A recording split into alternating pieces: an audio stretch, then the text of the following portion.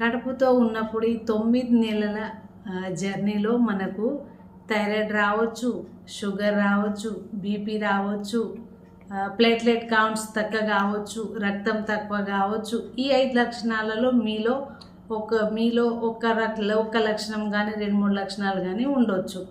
Hi, నమస్తే, సంగీత. ఇవన్నీ వస్తే ఎలా జాగ్రత్త పాటించాలో, నేనేం జాగ్రత్త పాటించాను మీతో చెప్తాను. నాకు థైరాయిడ్ ఎక్కువ వచ్చింది.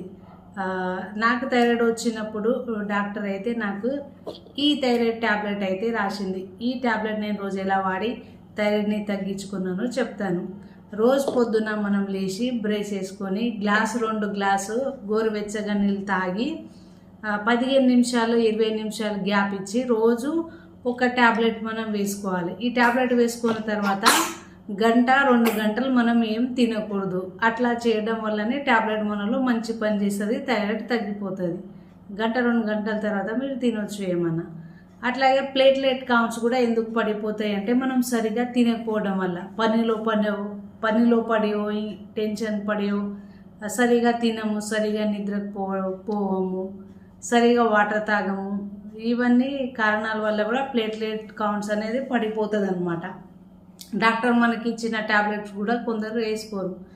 కాల్షియం, ఐరన్, విటమిన్స్ ట్యాబ్లెట్ కూడా వేసుకోకపోవడం వల్ల ఇవన్నీ సమస్యలు రావచ్చు. అయితే మీరు ఇవన్నీ ట్యాబ్లెట్ వేసుకొని మంచిగా తిని ఎక్కువ వాటర్ తాగి టెన్షన్ పడకుండా మీరు ఫ్రీగా ఉంటే ఈ సమస్యలన్నీ పోతాయి.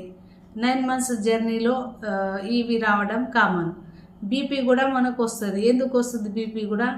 మనం టెన్షన్ పడడం వల్ల. ఫస్ట్ మీరు టెన్షన్ పడకండి, ఫ్రీగా ఉండండి, ఉప్పు తక్కువ తినండి, బయట జంక్ ఫుడ్ అవాయిడ్ చేయండి, ఇంట్లోనే మీరు వండుకొని మంచిగా ఫుడ్ అన్నీ తినొచ్చు, వాటర్ ఎక్కువ తాగండి, ఎక్కువగా నిద్రపోండి, పొద్దున్నో మధ్యాహ్నమో సాయంత్రమో మీరు హాఫ్ అన్ అవర్ వాకింగ్ చేయండి.